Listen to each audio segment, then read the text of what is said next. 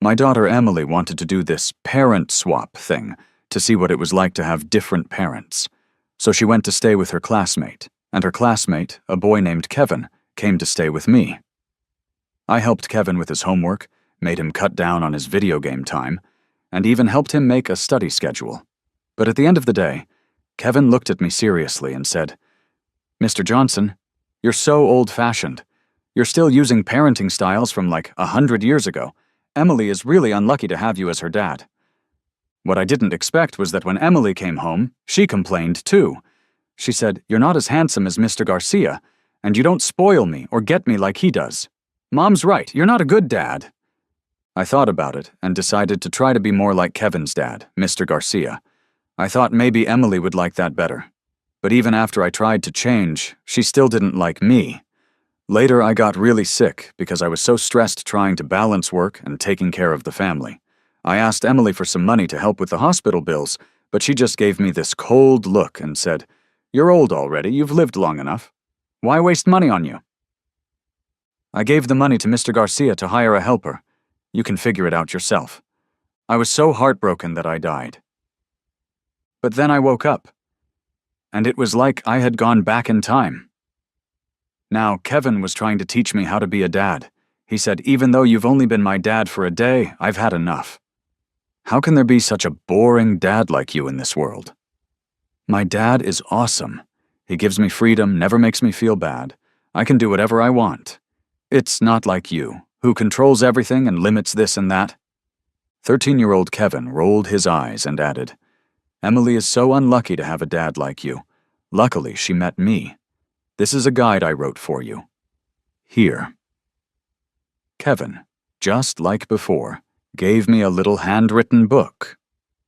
The cover said, "A Guide to Being a Father." In my first life, when I heard those words, I really doubted myself. Because from the outside, my relationship with Emily was always tense, and I couldn't help but wonder if my way of parenting was really the problem. But my whole mess started with that book. After I married my wife, Sarah, she quit her job.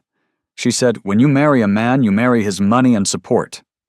And she didn't want to keep working so hard after we got married. I was okay with it, because I had a good job, so supporting the family wasn't too hard financially. But after I started changing my parenting style based on that book, I found myself working harder and harder every day, year after year.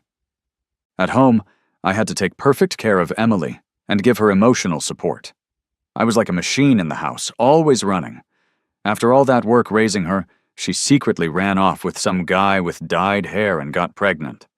After being dumped, she decided to go abroad, saying she would become an independent woman and make the guy regret what he did. The guy, meanwhile, was living it up, while I, the gullible dad, had to work even harder to send her a lot of money every month. Later she came back to the country, but she rarely contacted me. I thought that maybe she didn't say it, but she was probably still grateful to me deep down. But when I asked her for money to pay for my hospital bills, she said sarcastically, "How pathetic are you? You've lived 75 years and can't even find $1,000 for medical bills? Look at Mr. Garcia. He lived a carefree life, and even as an old man, he doesn't have any health problems. Unlike you, always complaining about this pain or that. Having a dad like you is just bad luck."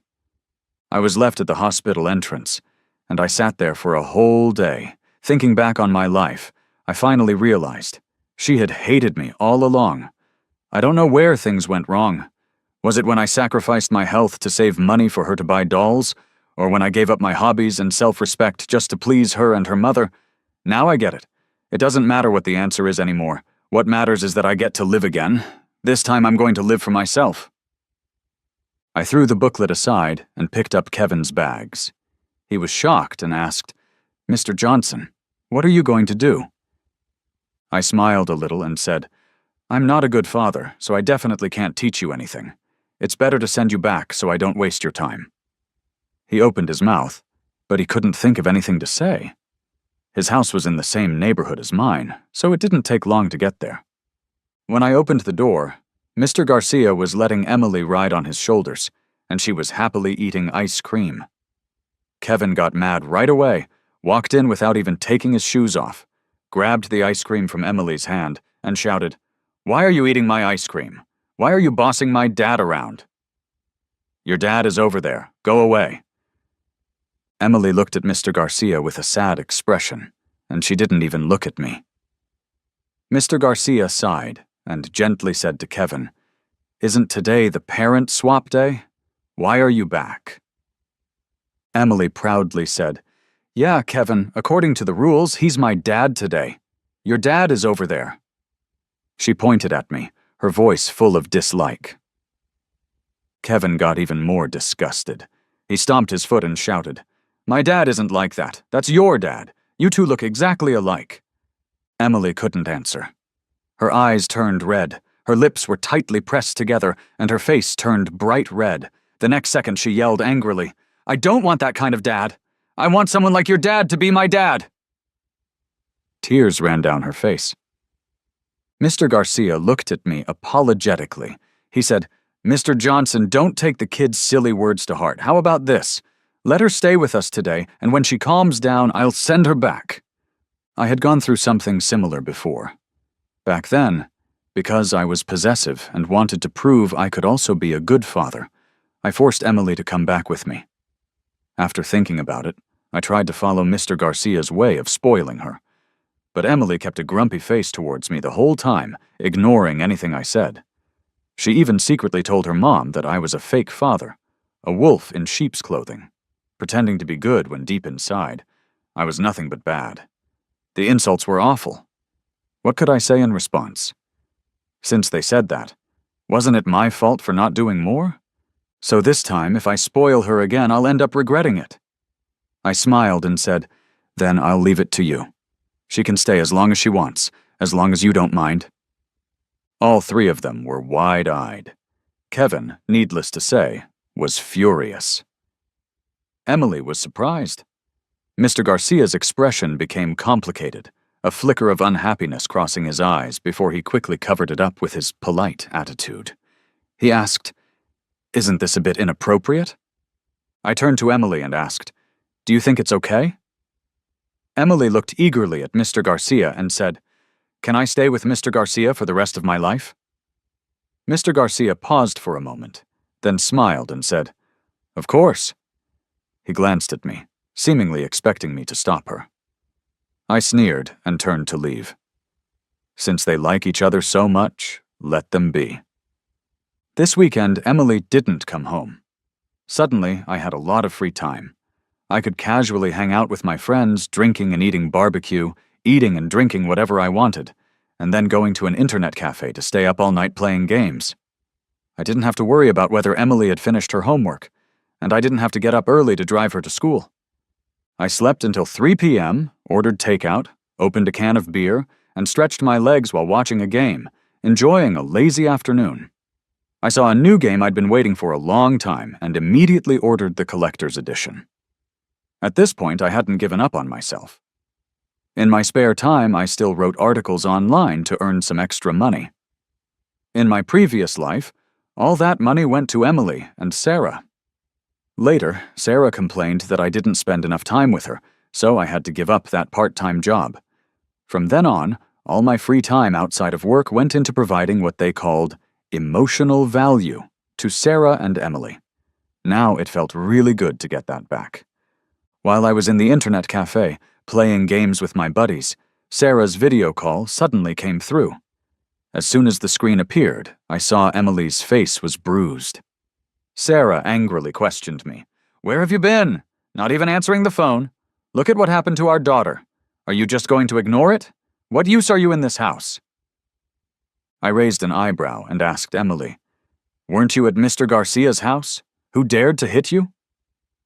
Emily pouted and said, "Who else but Kevin?" I nodded. "Then you must have done something to make him angry." She snapped and said, "All I did was call him Dad. Does he really need to hit me?" I asked. "Didn't Mr. Garcia stop him?" Emily's eyes suddenly turned red, and she wiped her tears, not saying a word. I became suspicious and said, "Could it be that Mr. Garcia just let him hit you? Well, what's the point of pretending not to be biased toward his own son?" Sarah interrupted me. Don't use your dirty thinking to judge Robert. He's always polite and gentlemanly. He would never be biased. Here we go again. Every time I questioned Robert's kind-hearted persona, Sarah was the first to defend him. My daughter, under her subtle influence, firmly believed Robert was the perfect father. But she forgot that all of her comfort and lack of worries were given to her through my hard work. Robert's concern was all talk, and aside from the parent swap day, my daughter had never really spent time with him. But this time, without my interference, my daughter stayed at Robert's house for 3 days. What happened during that time, I don't know. All I know is that now she doesn't echo Sarah's words like she used to. Instead, she just hangs her head in disappointment. Sarah furrowed her brows and said to me, "Emily's in such a bad state. I think the person who tied the knot should untie it. How about I take her to stay with us for a couple of days, let the conflict settle, and then bring her back? After all, you're not home." Before she could start her usual round of persuasion, I quickly interrupted her. "Sure, hope you two have fun." Both of them were shocked.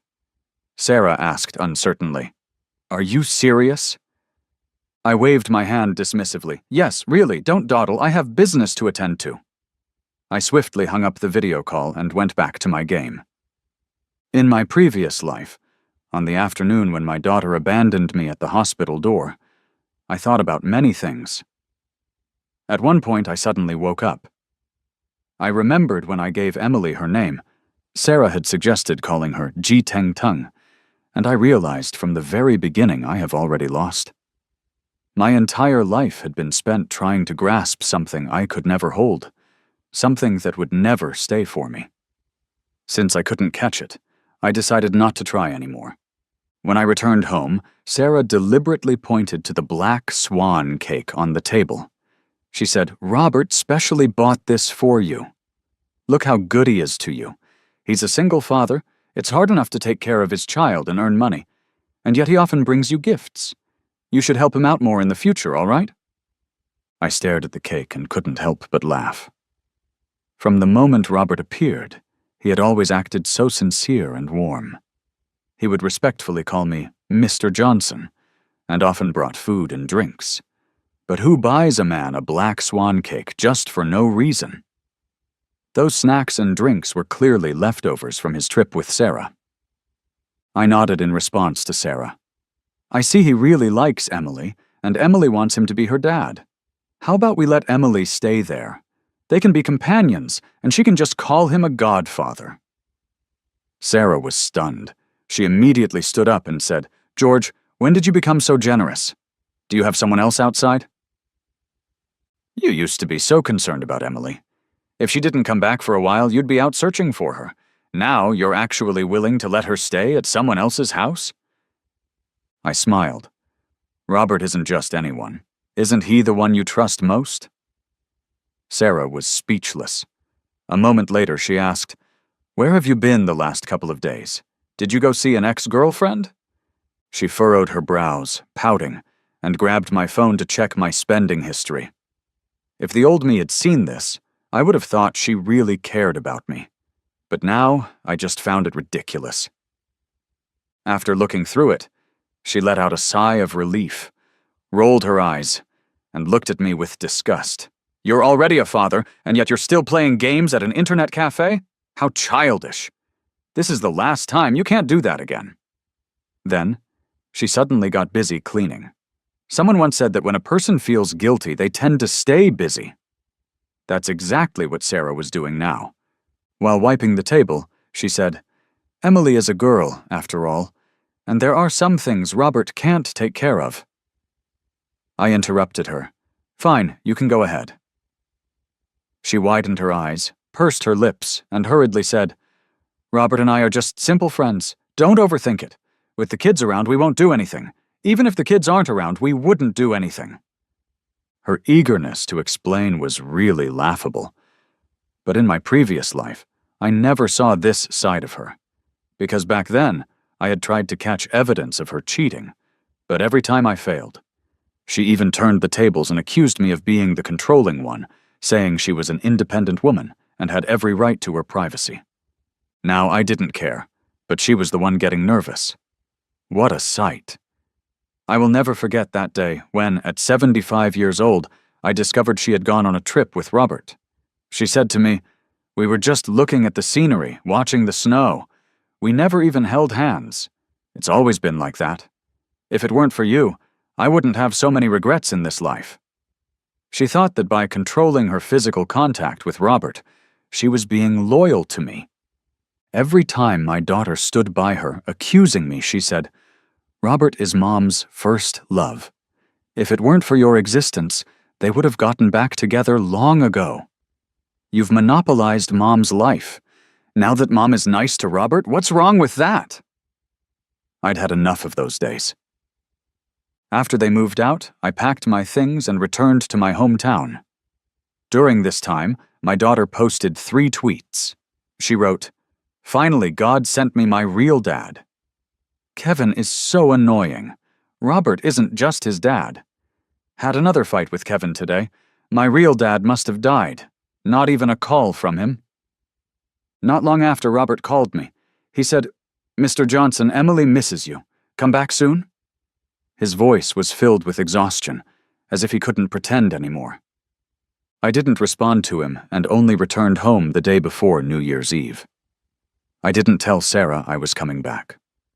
As soon as I opened the door, I saw Sarah and Robert sitting together, making dumplings. Emily was sitting on the side, mixing the filling, smiling at Robert and asking, "Dad, do you think I mixed the filling well?" Just as Robert was about to answer, he saw me standing at the door. He stood up in a panic and awkwardly explained, "Mr. Johnson, please don't misunderstand. Emily meant to call me her godfather." Sarah also asked, blushing, "Why did you suddenly come back?" I asked in return, "Where's Kevin?" Emily quickly answered, "Brother is always jealous of me. After breaking my things, he ran off. He's probably waiting for Robert to find him, but I believe Robert isn't the type to be biased." Robert forced a smile and tried to stay calm, though I could tell he was anxious. I knew full well that he had been sending me messages every day, subtly urging me to come back quickly, clearly unable to handle Emily anymore. In the manual written by Kevin, he described Robert as a gentleman who was calm, composed, and always the good guy. But the truth was, he wasn't without temper. He just hid it well. No matter how great an actor one is, everyone has their limits. I raised an eyebrow, pretending not to care. "Oh, so the kid I saw earlier was really Kevin?" Robert immediately stood up, asking, "What happened to him?" I shrugged. "I don't know. Looks like he's hanging out with a few troublemakers." Robert's face changed instantly. He was about to leave, but was stopped by Sarah, who grabbed his sleeve. Sarah bit her lip and said, "He's 13 now. He'll come back when he cools down. If you go out now, it will just fuel his temper. Besides, you promised Emily you'd make dumplings with her." Robert's face showed visible concern, unable to hide his worry. Emily also grabbed his hand, emphasizing, "Godfather, you promised to make dumplings with me.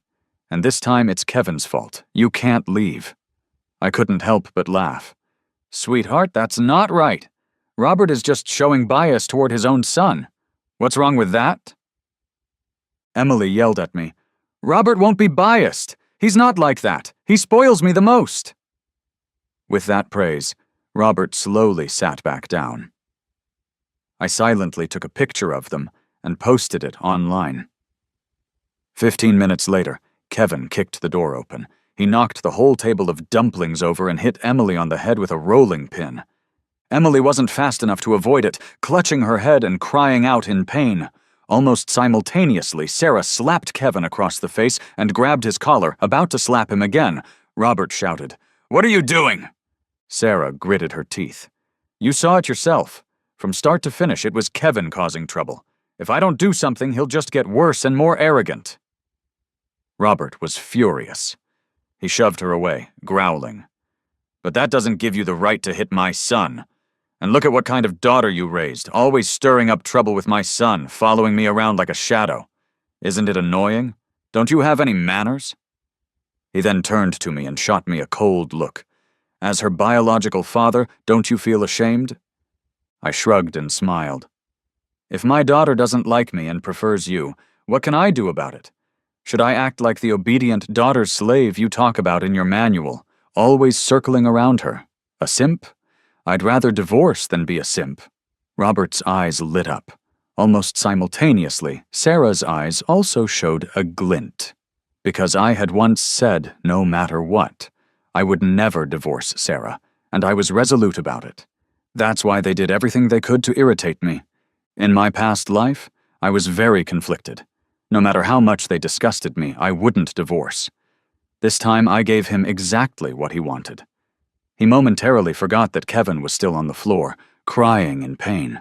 After a pause, he helped the boy up. In a pretense of politeness, he said, "Mr. Johnson, I didn't mean it like that. Don't throw mud at me. You and your wife should sort out your issues yourselves. I'll leave now." Before he left, he shared a deep look with Sarah. My daughter's behavior was even more interesting. After he said all that to her, she actually ran over to stop him, saying, "Robert, don't leave. You promised to make dumplings with me."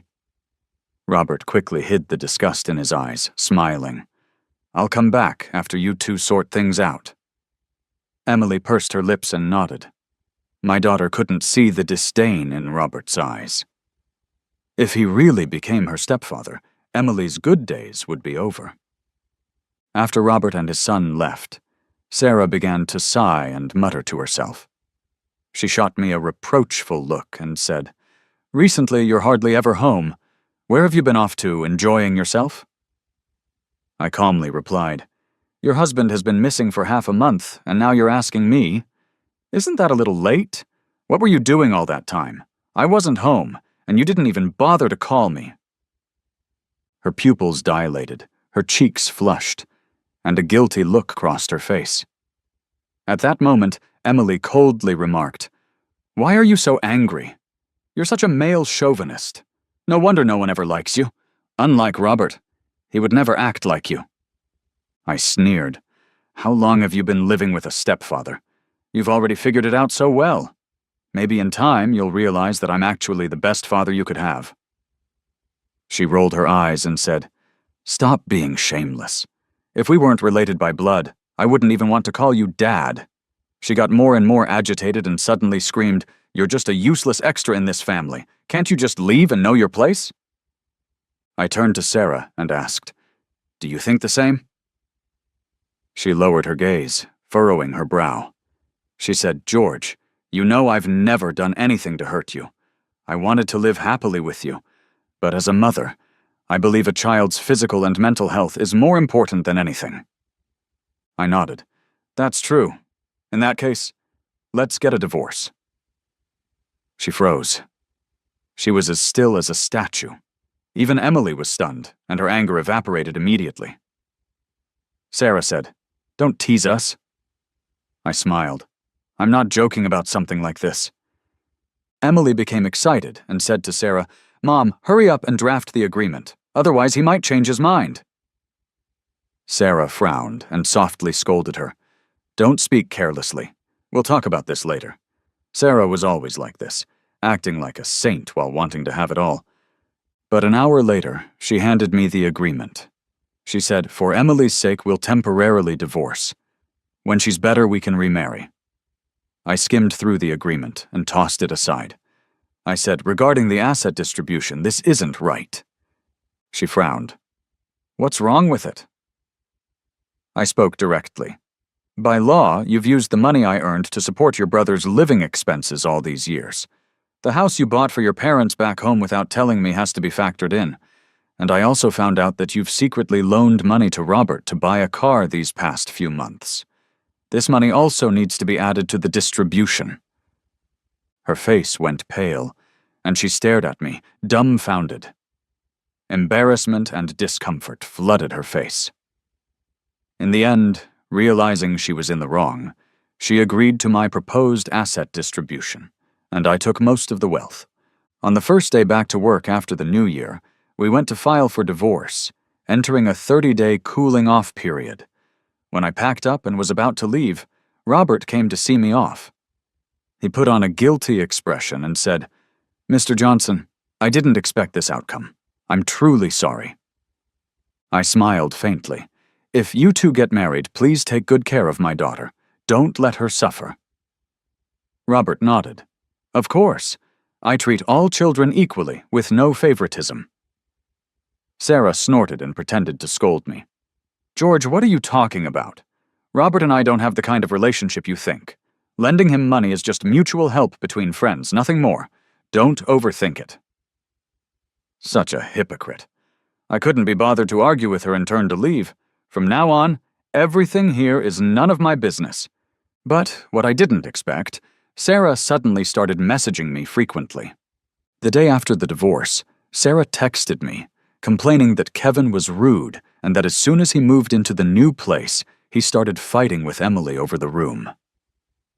On the third day, she complained again, saying it was tiring to take care of 2 children, especially one who wasn't even her biological child.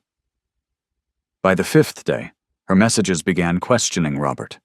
She said, "Both kids are asking him for help with their homework. Emily truly doesn't know, but Kevin pretends not to understand to seek attention. He actually let Emily do it on her own. He wasn't like this before." I didn't reply. Every day I was out enjoying myself with a few good buddies, playing ball at the court after work, sweating it out, taking a shower, and then heading to an internet cafe for some gaming. I was living the kind of carefree life, with no time to deal with these issues. Unexpectedly, on Lantern Festival, Sarah called me directly. She opened the conversation with more complaints, saying, "Every year I go back to my hometown for Lantern Festival. Emily misses her grandparents. But just as we were about to leave, I found out that Robert only bought Emily a ticket to her grandparents' house and expected me to go with him and his son to his place." She sounded wronged. Now Emily's really upset. Before she could finish, Emily grabbed the phone from her. She said, "Dad, how could he do this to me? When I changed dads, he treated me so well." I was speechless and replied, "You chose your dad yourself, so there must be some misunderstanding. Just go and act a little cute, and it'll all be fine." With a teary voice, she asked, "Dad, can't you just not divorce? Before you divorced, Robert was really good to me." I sneered inwardly. As expected, a thankless person is still a thankless person. Don't expect her to truly regret her actions. I remained calm and answered leisurely, "I can't do that." Then I hung up the phone. When they tried to call again, I didn't answer. Instead, I quietly forwarded the messages Sarah had sent me, as well as the recording of the phone call, to Robert. Robert lost his composure. He angrily texted back, "Now that you're divorced, why are you still pretending with me? Trying to turn things around during the cooling-off period. Dream on. Don't think Sarah is mad at me. If I just flatter her a little, she'll be back in my arms." He still didn't understand Sarah. Sarah is a little fairy, as she likes to call herself. An independent woman who loves herself the most. How could someone like her be willing to follow her husband back to his family's home, bearing the guilt of neglecting her daughter? Sure enough, from what I saw posted on social media, it ended up with the father and son compromising and going with Sarah to her parents' home. The next day, my former brother-in-law told me that a good show was unfolding at home. My father-in-law, to test whether Robert was a good enough stepfather, deliberately favored Emily, repeatedly embarrassing Kevin. Robert, eager to show loyalty to his future father-in-law and reassure him about Sarah, chose to temporarily favor Emily, neglecting Kevin multiple times. My brother-in-law overheard Robert telling Kevin to hold on for another month and that everything would be fine once the cooling-off period ended. But not long after, Kevin came to find me. When he found me, he was holding a phone, recording a video, and shouted at the camera, calling me Dad. "Dad, I finally found you!" I smiled and asked, "Are you sure you've got the right person?" He shrugged indifferently and said, "Anyway, since the day I changed dads, I've never changed back. From today on, you're my dad." Clearly, this was an act of rebellion, using me to provoke Robert. I sneered. "Sorry, I don't want a son like you." He quickly changed his expression and blocked my path, asking, "You have nothing left now, and I'm the only one willing to be close to you. What gives you the right to reject me?" I replied slowly, "I have money, I have free time, and I have my beloved career, and my parents who raised me. I'm content." He froze for a moment, gritted his teeth, and said, "But you've lost your wife and daughter. They are the most important people in your life." I was speechless. I said, "You may have misunderstood. It's not because they are my wife and daughter that they're automatically important to me. It's the people I truly value who are important. No matter what your identity is, it doesn't make you automatically important. Parents raise their children without thought. Children grow up and forget their parents, and husbands and wives marry but live separate lives. Do you think they find each other important?" He cried and yelled at me, "I don't care. Go get my sister back. Don't let her keep taking my dad." I spread my hands and said, "That's not something I can control. What can I do? Your dad is just that amazing, and my daughter depends on him so much." Suddenly, he grabbed my hand, and with an almost pleading tone, he pressed, "No, she took my dad, so I'm going to take her dad. You have to treat me the way you treat him." I sighed and said, "How exactly do you want me to treat you?" He said, "Just follow the dad guide I wrote." Hearing his entitled tone, I almost laughed. I raised an eyebrow and nodded. "All right. Since you're still young, I'll take care of you for a few days. But let me be clear, I'm not your dad, and I won't follow your guide. If you want to stay with me, you'll have to follow my rules." He was silent for a few seconds, then slowly nodded. I smiled helplessly. I arranged a room for him, set up a study plan, made sure his meals were nutritious, helped with homework, and then took him out to relax. Whether it was playing games, going to an amusement park, skiing, eating good food, or buying fun things, I treated him the way I used to treat my own children. The difference was that while my daughter often refused to do things with me because she felt there was a generational gap, Kevin had no choice but to go along with whatever I suggested. My daughter always thought I was an old-fashioned relic who couldn't understand the ideas of the new generation, so she rejected any invitation to hang out with me. Even when I bought 2 tickets to see her favorite celebrity, she'd ask if I could go alone because she didn't want to be embarrassed in front of her classmates. Honestly, that really bothered me. But taking Kevin out to experience these activities gave me a new kind of feeling. The first day, he was still frowning, constantly checking his phone as if waiting for someone's message. By the second and third days, he started to smile more. He was fairly average in many ways, but he had an extraordinary confidence. Even if his grades were terrible, he would comfort himself by saying he was a late bloomer, destined to surprise everyone. When he almost had an accident skiing, and I had to save him, he claimed he was the child of good fortune.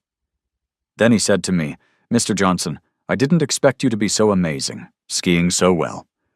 If I wasn't mistaken, for the first time, I saw a hint of admiration in his eyes. I taught him skiing, helped with homework, and even arranged Spanish lessons for him. His schedule was packed. The day he was praised by his teacher for his rapid improvement, he jumped up and cheered for me. He posted 10 updates on social media declaring that he could be a genius too. At that moment, I realized. It wasn't my teaching methods that were the problem. It was because Emily didn't like me that I seemed to be wrong in everything I did. With that answer in mind, my connection with Kevin was about to end. When I was packing up his things, he walked in, excited. He said, "Mr. Johnson, let's go to this comic convention. The cosplayers we both like will be there." His smile froze when he noticed what I was holding in my hands. His voice trembled as he asked, "Mr. Johnson, what are you planning to do?"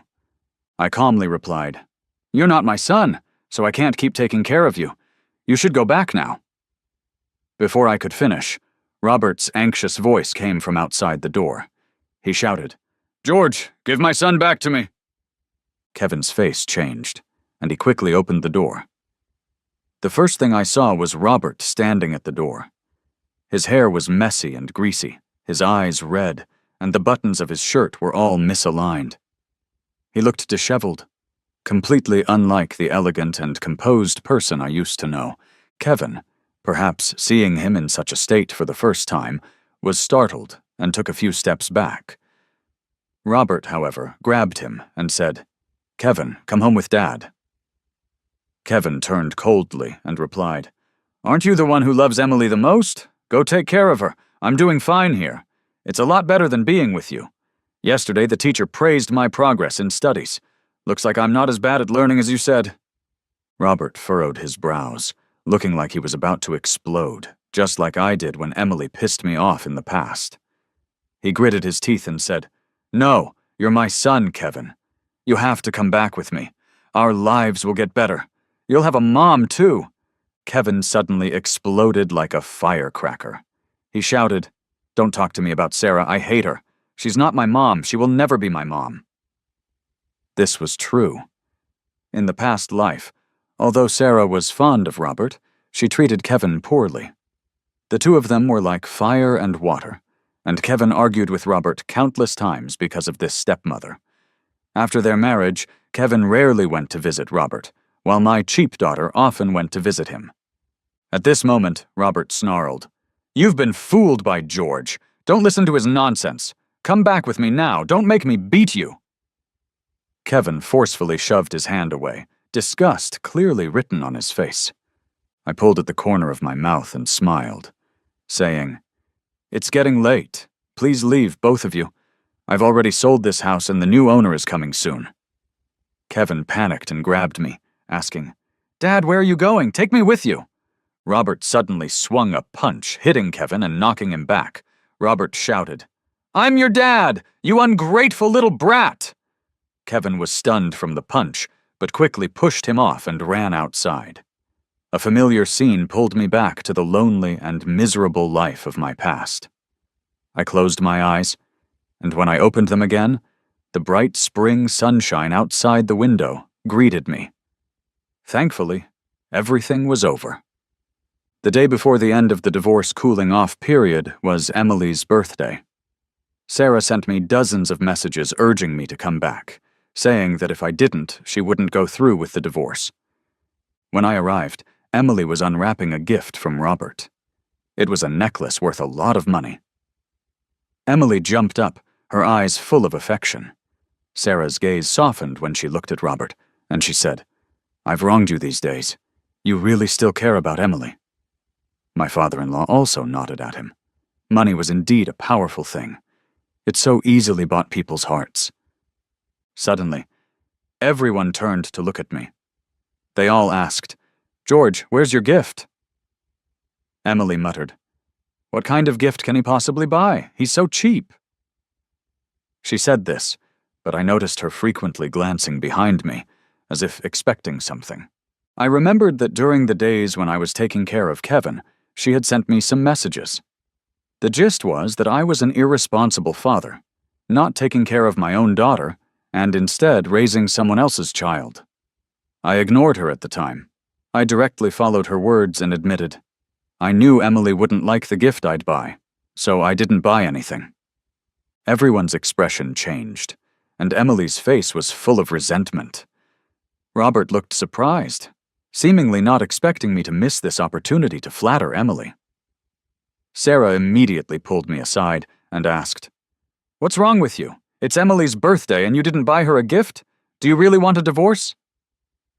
I coldly looked at her and then laughed out loud.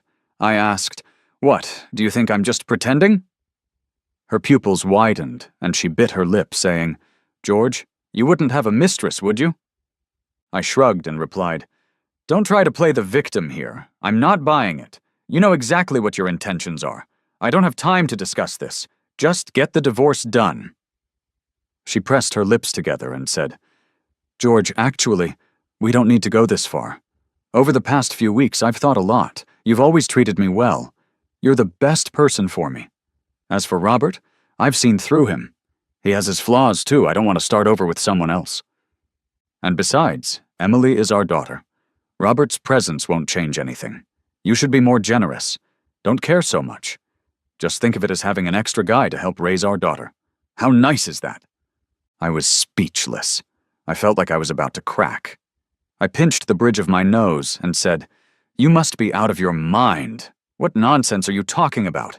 So you want me to work my ass off outside, earn money to support you and Robert's carefree life, right?" She said, "I didn't mean it like that." I replied, "It doesn't matter what you meant. I really don't care about hearing your nonsense." I turned to leave. She suddenly grabbed my sleeve and said, "Fine, I promise I'll cut ties with Robert." I pried her hand off and said, "Get lost." The next second, Emily suddenly burst in, pointing at me. "Mom, why are you trying to keep him? Robert was so good to me. I want him to be my dad, not you. Let's go."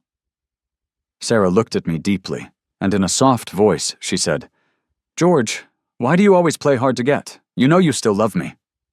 I immediately gave her the middle finger. Robert stood a short distance away, his eyes swirling with stormy waves. He quickly pushed a bicycle over and smiled at Emily, trying to please her. "Emily, I also got you a bicycle. You can ride this one for now. If it's uncomfortable, I'll buy you a better one." Emily smiled and reached out to take the bike. A gust of wind swept past me. I didn't know when, but Kevin had been hiding outside and overhearing.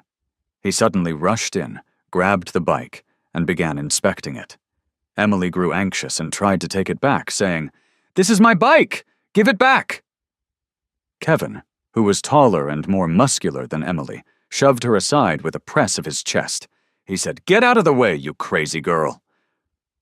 Robert saw his hard-earned relationship with his son was about to be destroyed, and quickly spoke up. "What's wrong with you, kid? Dad will buy you a bike soon."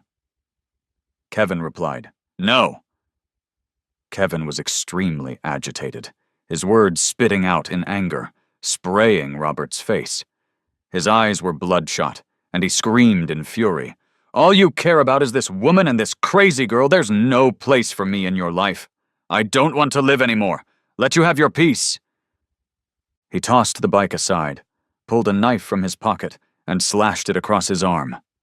Dark red blood flowed from his wound, horrifying to see. Robert completely broke down, falling to his knees, pleading with Kevin to stop. He shouted, Son, why can't you understand? Please stop!" Kevin, already beyond reason, laughed maniacally, slashing another cut across his arm. He looked at me, his eyes filled with a sort of desperate hope, as if waiting for me to say something to stop him.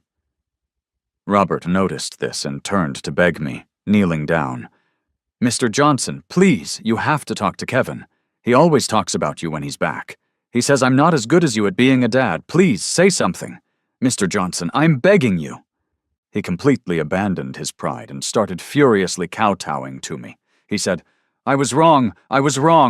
It was all my fault before. I was shameless, trying to take your family's inheritance. I was despicable. Please, Mr. Johnson, save my son. He's the only son I have."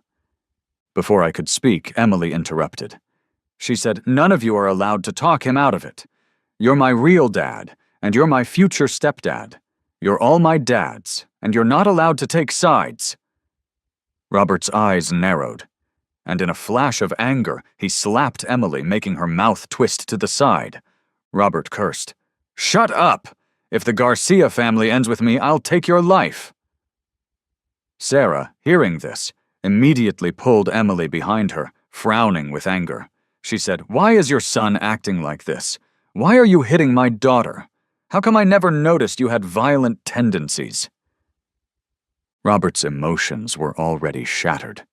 He slapped Sarah across the face with a resounding sound and roared, "Hitting you is too light. Do you see what's happening to my son? What nonsense are you talking about? For months I've been putting up with you two, and you still got the nerve to get uppity? Do you think I want to be a sucker? If it weren't for your family's money, I'd have slapped you both 100 times by now." Emily's eyes widened in disbelief as she asked, "Mr. Garcia, you're not serious, are you?" Robert gritted his teeth and said, "Serious? Who would want someone like you, A kid who even rejects her own father." The room fell silent. Robert, in a panic, turned to Kevin and tried to grab the knife from his hands. I sighed and extended my hand toward Kevin, saying, "Kevin, give me the knife, and go with your dad to bandage your wound." His nostrils flared, his eyes quickly filling with tears. The next second, he did something I never expected. The knife, already almost in my hand, was suddenly pulled back with astonishing speed, shocking everyone in the room. The sky was silent, except for Robert's piercing, endless cries. Kevin died at the age of 13. No one knew what he was thinking in his final moments. I vaguely remembered, in my previous life, when I was lying in the hospital bed, waiting for death. He came to see me once. In my past life, he had always looked down on me and treated me with disdain. But when I was near death, he was the only one who visited. At that time, he had already been living abroad for many years, and only came back during holidays. But that day, he crossed oceans and mountains, walked into a small hospital room, and said to me, "I'm sorry." His words were soft, but I still heard them clearly. That was the real reason I took him in. Robert developed a severe mental illness and stayed in the hospital for a long time. After being discharged, he disappeared for several days. At this time, Sarah suddenly came to me. She brought Emily with her and looked at me earnestly. She said, "Honey, let's start over. From now on, it'll just be the three of us in this house." Emily hesitated, then said to me, "Dad, I miss you. Please come home. I'll listen to you from now on." I let out a helpless laugh. I said, "If you won't cooperate with the divorce, then let's go to court. I have plenty of time." Emily cried and rushed over to grab my arm. She said, "Dad, I was wrong. You're the person who loves me most in this world. Don't leave me. I'll listen. I'll be good. I won't look down on you anymore." I took a deep breath and coldly looked at her, and in my ear I could almost hear the words she once said in the past life. She had said, "At our age, why bother with treatment? You might as well just die." At the thought of this, I sneered, shook her hand off, and walked away without hesitation. They didn't give up. They pestered me for over a month. Wherever I went, I could hear their apologies. Just as I was about to file for divorce, Sarah told me she had agreed to it.